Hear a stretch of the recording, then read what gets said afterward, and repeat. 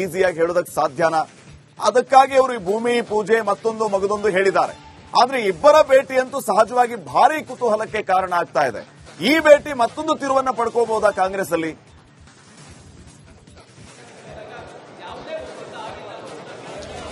ಖಂಡಿತ ಶ್ರೀಪಾದ್.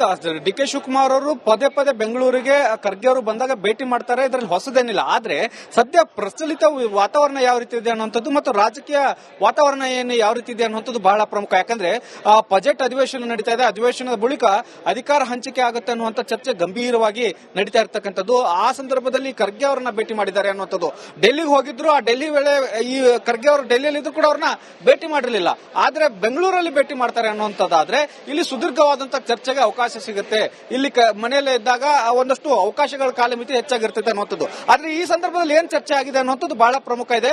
ಮೊದಲನೇದಾಗಿ ಅಧಿಕಾರ ಹಂಚಿಕೆ ಏನಿದೆ ಅದರ ಏನ್ ಮಾತು ಕೊಟ್ಟಿದ್ರಿ ಆ ಮಾತು ಮೇಲೆ ನಡೀರಿ ಅನ್ನುವಂತ ಒಂದಷ್ಟು ನೆನಪಿಸುವಂತ ಕೆಲಸಗಳನ್ನ ಮಾಡಿರ್ತಕ್ಕಂಥದ್ದು. ಮತ್ತೆ ಬಜೆಟ್ ಮುಗಿದ ಬಳಿಕ ನನ್ನನ್ನ ಏನ್ ಸಿಎಂ ಮಾಡ್ತೀನಿ ಅಂತ ಏನ್ ಮಾತು ಕೊಡಲಾಗಿತ್ತು ಅದನ್ನ ಕಾರ್ಯರೂಪಕ್ಕೆ ತರಬೇಕನ್ನುವಂತ ಲೆಕ್ಕಾಚಾರದಲ್ಲಿ ಡಿ ಕೆ ಶಿವಕುಮಾರ್ ಅವರು ಒಂದಷ್ಟು ಒತ್ತಾಸೆ ಮೇರೆಗೆ ಒಂದಷ್ಟು ಒತ್ತಡವನ್ನು ಕೂಡ ಖರ್ಗೆ ಅವರ ಮೇಲೆ ಇರತಕ್ಕಂಥದ್ದು. ಮತ್ತು ಸಿಎಂ ಬಣ್ಣದವರು ಏನೆಲ್ಲ ಮಾತನಾಡ್ತಾರೆ, ಯಾವ ತರ ಅಡ್ಡ ಹಾಕ್ತಾ ಇದ್ದಾರೆ ಅದಕ್ಕೆಲ್ಲವೂ ಕೂಡ ಒಂದಷ್ಟು ಈಗಾಗಲೇ ದೂರು ಕೊಟ್ಟಿದ್ರು. ಈಗಾಗಲೇ ಅವರು ಶಾಂತವಾಗಿದ್ದಾರೆ. ಇದೇ ರೀತಿಯಾಗಿ ಮುಂದುವರೆದುಕೊಂಡು ಹೋಗಬೇಕು ಅನ್ನುವಂಥದ್ದು.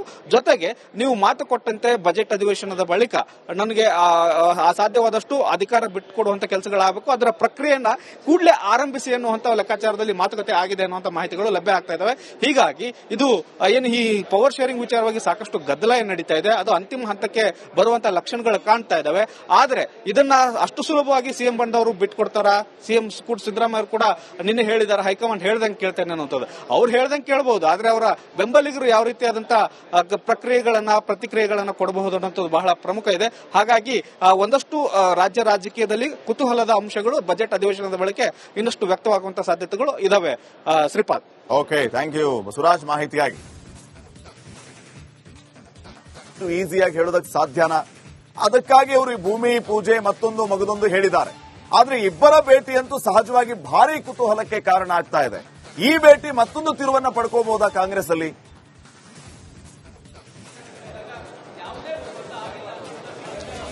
ಖಂಡಿತ ಶ್ರೀಪಾದ್.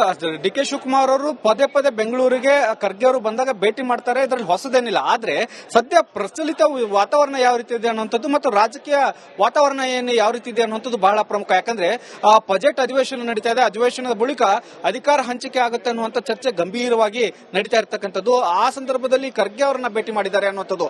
ಡೆಲ್ಲಿಗೆ ಹೋಗಿದ್ರು, ಆ ಡೆಲ್ಲಿ ವೇಳೆ ಈ ಖರ್ಗೆ ಅವರು ಡೆಲ್ಲಿಯಲ್ಲಿ ಇದ್ರು ಕೂಡ ಅವ್ರನ್ನ ಭೇಟಿ ಮಾಡಿರಲಿಲ್ಲ.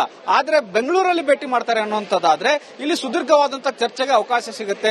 ಇಲ್ಲಿ ಮನೆಯಲ್ಲೇ ಇದ್ದಾಗ ಒಂದಷ್ಟು ಅವಕಾಶಗಳ ಕಾಲಮಿತಿ ಹೆಚ್ಚಾಗಿರ್ತದೆ ಅನ್ನುವಂಥದ್ದು. ಆದ್ರೆ ಈ ಸಂದರ್ಭದಲ್ಲಿ ಏನ್ ಚರ್ಚೆ ಆಗಿದೆ ಅನ್ನುವಂಥದ್ದು ಬಹಳ ಪ್ರಮುಖ ಇದೆ.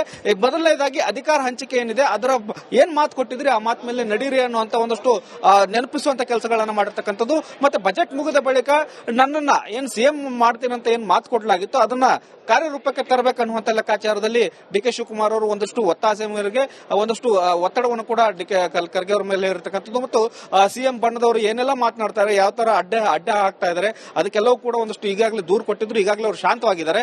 ಇದೇ ರೀತಿಯಾಗಿ ಮುಂದುವರೆದುಕೊಂಡು ಹೋಗಬೇಕು ಅನ್ನುವಂಥದ್ದು. ಜೊತೆಗೆ ನೀವು ಮಾತು ಕೊಟ್ಟಂತೆ ಬಜೆಟ್ ಅಧಿವೇಶನದ ಬಳಿಕ ನನಗೆ ಸಾಧ್ಯವಾದಷ್ಟು ಅಧಿಕಾರ ಬಿಟ್ಟುಕೊಡುವಂತ ಕೆಲಸಗಳಾಗಬೇಕು, ಅದರ ಪ್ರಕ್ರಿಯೆಯನ್ನ ಕೂಡಲೇ ಆರಂಭಿಸಿ ಅನ್ನುವಂತ ಲೆಕ್ಕಾಚಾರದಲ್ಲಿ ಮಾತುಕತೆ ಆಗಿದೆ ಅನ್ನುವಂತ ಮಾಹಿತಿಗಳು ಲಭ್ಯ ಆಗ್ತಾ ಇದಾವೆ. ಹೀಗಾಗಿ ಇದು ಏನು ಈ ಪವರ್ ಶೇರಿಂಗ್ ವಿಚಾರವಾಗಿ ಸಾಕಷ್ಟು ಗದ್ದಲ ನಡೀತಾ ಇದೆ. ಅದು ಅಂತಿಮ ಹಂತಕ್ಕೆ ಬರುವಂತಹ ಲಕ್ಷಣಗಳು ಕಾಣ್ತಾ ಇದಾವೆ. ಆದ್ರೆ ಇದನ್ನ ಅಷ್ಟು ಸುಲಭವಾಗಿ ಸಿಎಂ ಬಂದವರು ಬಿಟ್ಕೊಡ್ತಾರ? ಸಿಎಂ ಸಿದ್ದರಾಮಯ್ಯ ಕೂಡ ನಿನ್ನೆ ಹೇಳಿದ್ದಾರೆ, ಹೈಕಮಾಂಡ್ ಹೇಳ್ದಂಗೆ ಕೇಳ್ತೇನೆ ಅನ್ನೋದು. ಅವ್ರು ಹೇಳ್ದಂಗೆ ಕೇಳಬಹುದು, ಆದ್ರೆ ಅವರ ಬೆಂಬಲಿಗರು ಯಾವ ರೀತಿಯಾದಂತಹ ಪ್ರಕ್ರಿಯೆಗಳನ್ನ ಪ್ರತಿಕ್ರಿಯೆಗಳನ್ನ ಕೊಡಬಹುದು ಅನ್ನೋದು ಬಹಳ ಪ್ರಮುಖ ಇದೆ. ಹಾಗಾಗಿ ಒಂದಷ್ಟು ರಾಜ್ಯ ರಾಜಕೀಯದಲ್ಲಿ ಕುತೂಹಲದ ಅಂಶಗಳು ಬಜೆಟ್ ಅಧಿವೇಶನದ ಬಳಿಕ ಇನ್ನಷ್ಟು ವ್ಯಕ್ತವಾಗುವಂತಹ ಸಾಧ್ಯತೆಗಳು ಇದಾವೆ. Shripad. Okay, thank you Basavaraj ಮಾಹಿತಿಯಾಗಿ. ಈಸಿಯಾಗಿ ಹೇಳೋದಕ್ಕೆ ಸಾಧ್ಯನಾ? ಅದಕ್ಕಾಗಿ ಅವರು ಈ ಭೂಮಿ ಪೂಜೆ ಮತ್ತೊಂದು ಮಗದೊಂದು ಹೇಳಿದ್ದಾರೆ. ಆದ್ರೆ ಇಬ್ಬರ ಭೇಟಿ ಅಂತೂ ಸಹಜವಾಗಿ ಭಾರಿ ಕುತೂಹಲಕ್ಕೆ ಕಾರಣ ಆಗ್ತಾ ಇದೆ. ಈ ಭೇಟಿ ಮತ್ತೊಂದು ತಿರುವನ್ನ ಪಡ್ಕೋಬಹುದಾ ಕಾಂಗ್ರೆಸ್ ಅಲ್ಲಿ?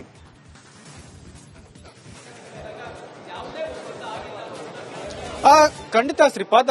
ಡಿ ಕೆ ಶಿವಕುಮಾರ್ ಅವರು ಪದೇ ಪದೇ ಬೆಂಗಳೂರಿಗೆ ಖರ್ಗೆ ಅವರು ಬಂದಾಗ ಭೇಟಿ ಮಾಡ್ತಾರೆ, ಇದರಲ್ಲಿ ಹೊಸದೇನಿಲ್ಲ. ಆದ್ರೆ ಸದ್ಯ ಪ್ರಚಲಿತ ವಾತಾವರಣ ಯಾವ ರೀತಿ ಇದೆ ಅನ್ನುವಂಥದ್ದು ಮತ್ತು ರಾಜಕೀಯ ವಾತಾವರಣ ಏನು ಯಾವ ರೀತಿ ಇದೆ ಅನ್ನುವಂಥದ್ದು ಬಹಳ ಪ್ರಮುಖ. ಯಾಕಂದ್ರೆ ಬಜೆಟ್ ಅಧಿವೇಶನ ನಡೀತಾ ಇದೆ, ಅಧಿವೇಶನದ ಬಳಿಕ ಅಧಿಕಾರ ಹಂಚಿಕೆ ಆಗುತ್ತೆ ಅನ್ನುವಂಥ ಚರ್ಚೆ ಗಂಭೀರವಾಗಿ ನಡೀತಾ ಇರ್ತಕ್ಕಂಥದ್ದು. ಆ ಸಂದರ್ಭದಲ್ಲಿ ಖರ್ಗೆ ಅವರನ್ನ ಭೇಟಿ ಮಾಡಿದ್ದಾರೆ ಅನ್ನುವಂಥದ್ದು.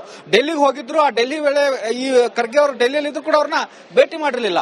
ಆದ್ರೆ ಬೆಂಗಳೂರಲ್ಲಿ ಭೇಟಿ ಮಾಡ್ತಾರೆ ಅನ್ನುವಂಥದ್ದಾದ್ರೆ ಇಲ್ಲಿ ಸುದೀರ್ಘವಾದಂತಹ ಚರ್ಚೆಗೆ ಅವಕಾಶ ಸಿಗುತ್ತೆ. ಇಲ್ಲಿ ಮನೆಯಲ್ಲೇ ಇದ್ದಾಗ ಒಂದಷ್ಟು ಅವಕಾಶಗಳ ಕಾಲಮಿತಿ ಹೆಚ್ಚಾಗಿರ್ತದೆ ಅನ್ನುವಂಥದ್ದು. ಆದ್ರೆ ಈ ಸಂದರ್ಭದಲ್ಲಿ ಏನ್ ಚರ್ಚೆ ಆಗಿದೆ ಅನ್ನುವಂಥದ್ದು ಬಹಳ ಪ್ರಮುಖ ಇದೆ. ಮೊದಲನೇದಾಗಿ ಅಧಿಕಾರ ಹಂಚಿಕೆ ಏನಿದೆ ಅದರ ಏನ್ ಮಾತು ಕೊಟ್ಟಿದ್ರಿ ಆ ಮಾತು ಮೇಲೆ ನಡೀರಿ ಅನ್ನುವಂತ ಒಂದಷ್ಟು ನೆನಪಿಸುವಂತ ಕೆಲಸಗಳನ್ನ ಮಾಡಿರ್ತಕ್ಕಂಥದ್ದು. ಮತ್ತೆ ಬಜೆಟ್ ಮುಗಿದ ಬಳಿಕ ನನ್ನನ್ನ ಏನ್ ಸಿಎಂ ಮಾಡ್ತೀನಿ ಅಂತ ಏನ್ ಮಾತು ಕೊಡಲಾಗಿತ್ತು ಅದನ್ನ ಕಾರ್ಯರೂಪಕ್ಕೆ ತರಬೇಕನ್ನುವಂತ ಲೆಕ್ಕಾಚಾರದಲ್ಲಿ ಡಿ ಕೆ ಶಿವಕುಮಾರ್ ಅವರು ಒಂದಷ್ಟು ಒತ್ತಾಸೆ ಮೇರೆಗೆ ಒಂದಷ್ಟು ಒತ್ತಡವನ್ನು ಕೂಡ ಖರ್ಗೆ ಅವರ ಮೇಲೆ ಇರತಕ್ಕಂಥದ್ದು. ಮತ್ತು ಸಿಎಂ ಬಣ್ಣದವರು ಏನೆಲ್ಲ ಮಾತನಾಡ್ತಾರೆ, ಯಾವ ತರ ಅಡ್ಡ ಹಾಕ್ತಾ ಇದ್ದಾರೆ, ಅದಕ್ಕೆಲ್ಲವೂ ಕೂಡ ಒಂದಷ್ಟು ಈಗಾಗಲೇ ದೂರು ಕೊಟ್ಟಿದ್ರು. ಈಗಾಗಲೇ ಅವರು ಶಾಂತವಾಗಿದ್ದಾರೆ. ಇದೇ ರೀತಿಯಾಗಿ ಮುಂದುವರೆದುಕೊಂಡು ಹೋಗಬೇಕು ಅನ್ನುವಂಥದ್ದು. ಜೊತೆಗೆ ನೀವು ಮಾತು ಕೊಟ್ಟಂತೆ ಬಜೆಟ್ ಅಧಿವೇಶನದ ಬಳಿಕ ನನಗೆ ಸಾಧ್ಯವಾದಷ್ಟು ಅಧಿಕಾರ ಬಿಟ್ಟುಕೊಡುವಂತ ಕೆಲಸಗಳಾಗಬೇಕು, ಅದರ ಪ್ರಕ್ರಿಯೆಯನ್ನ ಕೂಡಲೇ ಆರಂಭಿಸಿ ಅನ್ನುವಂತ ಲೆಕ್ಕಾಚಾರದಲ್ಲಿ ಮಾತುಕತೆ ಆಗಿದೆ ಅನ್ನುವಂತ ಮಾಹಿತಿಗಳು ಲಭ್ಯ ಆಗ್ತಾ ಇದಾವೆ. ಹೀಗಾಗಿ ಇದು ಏನು ಈ ಪವರ್ ಶೇರಿಂಗ್ ವಿಚಾರವಾಗಿ ಸಾಕಷ್ಟು ಗದ್ದಲ ನಡೀತಾ ಇದೆ, ಅದು ಅಂತಿಮ ಹಂತಕ್ಕೆ ಬರುವಂತ ಲಕ್ಷಣಗಳು ಕಾಣ್ತಾ ಇದಾವೆ. ಆದ್ರೆ ಇದನ್ನ ಅಷ್ಟು ಸುಲಭವಾಗಿ ಸಿಎಂ ಬಂದವರು ಬಿಟ್ಕೊಡ್ತಾರ? ಸಿಎಂ ಸಿದ್ದರಾಮಯ್ಯ ಕೂಡ ನಿನ್ನೆ ಹೇಳಿದಾರೆ, ಹೈಕಮಾಂಡ್ ಹೇಳ್ದಂಗೆ ಕೇಳ್ತೇನೆ ಅನ್ನೋದು. ಅವ್ರು ಹೇಳ್ದಂಗೆ ಕೇಳಬಹುದು, ಆದ್ರೆ ಅವರ ಬೆಂಬಲಿಗರು ಯಾವ ರೀತಿಯಾದಂತಹ ಪ್ರಕ್ರಿಯೆಗಳನ್ನ ಪ್ರತಿಕ್ರಿಯೆಗಳನ್ನ ಕೊಡಬಹುದು ಅನ್ನೋದು ಬಹಳ ಪ್ರಮುಖ ಇದೆ. ಹಾಗಾಗಿ ಒಂದಷ್ಟು ರಾಜ್ಯ ರಾಜಕೀಯದಲ್ಲಿ ಕುತೂಹಲದ ಅಂಶಗಳು ಬಜೆಟ್ ಅಧಿವೇಶನದ ಬಳಿಕ ಇನ್ನಷ್ಟು ವ್ಯಕ್ತವಾಗುವಂತಹ ಸಾಧ್ಯತೆಗಳು ಇದಾವೆ. Shripad. Okay, thank you Basavaraj ಮಾಹಿತಿಯಾಗಿ. ಈಸಿಯಾಗಿ ಹೇಳೋದಕ್ಕೆ ಸಾಧ್ಯನಾ? ಅದಕ್ಕಾಗಿ ಅವರು ಈ ಭೂಮಿ ಪೂಜೆ ಮತ್ತೊಂದು ಮಗದೊಂದು ಹೇಳಿದ್ದಾರೆ. ಆದ್ರೆ ಇಬ್ಬರ ಭೇಟಿಯಂತೂ ಸಹಜವಾಗಿ ಭಾರಿ ಕುತೂಹಲಕ್ಕೆ ಕಾರಣ ಆಗ್ತಾ ಇದೆ. ಈ ಭೇಟಿ ಮತ್ತೊಂದು ತಿರುವನ್ನ ಪಡ್ಕೋಬಹುದಾ ಕಾಂಗ್ರೆಸ್ ಅಲ್ಲಿ?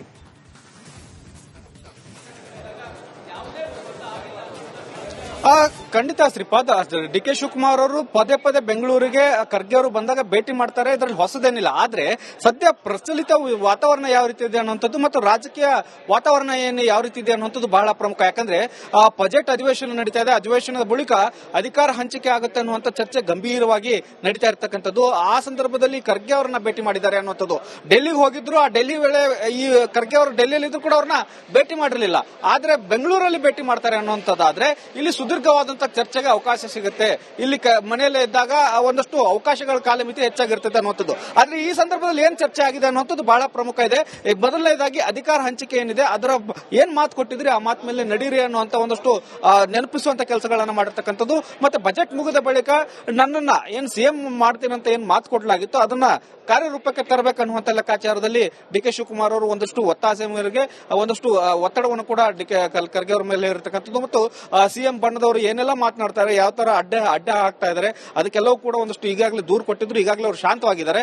ಇದೇ ರೀತಿಯಾಗಿ ಮುಂದುವರೆದುಕೊಂಡು ಹೋಗಬೇಕು ಅನ್ನುವಂಥದ್ದು. ಜೊತೆಗೆ ನೀವು ಮಾತು ಕೊಟ್ಟಂತೆ ಬಜೆಟ್ ಅಧಿವೇಶನದ ಬಳಿಕ ನನಗೆ ಸಾಧ್ಯವಾದಷ್ಟು ಅಧಿಕಾರ ಬಿಟ್ಟುಕೊಡುವಂತ ಕೆಲಸಗಳಾಗಬೇಕು, ಅದರ ಪ್ರಕ್ರಿಯೆಯನ್ನ ಕೂಡಲೇ ಆರಂಭಿಸಿ ಅನ್ನುವಂತ ಲೆಕ್ಕಾಚಾರದಲ್ಲಿ ಮಾತುಕತೆ ಆಗಿದೆ ಅನ್ನುವಂತ ಮಾಹಿತಿಗಳು ಲಭ್ಯ ಆಗ್ತಾ ಇದಾವೆ. ಹೀಗಾಗಿ ಇದು ಏನು ಈ ಪವರ್ ಶೇರಿಂಗ್ ವಿಚಾರವಾಗಿ ಸಾಕಷ್ಟು ಗದ್ದಲ ನಡೀತಾ ಇದೆ, ಅದು ಅಂತಿಮ ಹಂತಕ್ಕೆ ಬರುವಂತಹ ಲಕ್ಷಣಗಳು ಕಾಣ್ತಾ ಇದಾವೆ. ಆದ್ರೆ ಇದನ್ನ ಅಷ್ಟು ಸುಲಭವಾಗಿ ಸಿಎಂ ಬಂದವರು ಬಿಟ್ಕೊಡ್ತಾರ? ಸಿಎಂ ಸಿದ್ದರಾಮಯ್ಯ ಕೂಡ ನಿನ್ನೆ ಹೇಳಿದಾರೆ, ಹೈಕಮಾಂಡ್ ಹೇಳ್ದಂಗೆ ಕೇಳ್ತೇನೆ ಅನ್ನೋದು. ಅವ್ರು ಹೇಳ್ದಂಗೆ ಕೇಳಬಹುದು, ಆದ್ರೆ ಅವರ ಬೆಂಬಲಿಗರು ಯಾವ ರೀತಿಯಾದಂತಹ ಪ್ರಕ್ರಿಯೆಗಳನ್ನ ಪ್ರತಿಕ್ರಿಯೆಗಳನ್ನ ಕೊಡಬಹುದು ಅನ್ನೋದು ಬಹಳ ಪ್ರಮುಖ ಇದೆ. ಹಾಗಾಗಿ ಒಂದಷ್ಟು ರಾಜ್ಯ ರಾಜಕೀಯದಲ್ಲಿ ಕುತೂಹಲದ ಅಂಶಗಳು ಬಜೆಟ್ ಅಧಿವೇಶನದ ಬಳಿಕ ಇನ್ನಷ್ಟು ವ್ಯಕ್ತವಾಗುವಂತಹ ಸಾಧ್ಯತೆಗಳು ಇದಾವೆ. Shripad. Okay, thank you Basavaraj ಮಾಹಿತಿಯಾಗಿ.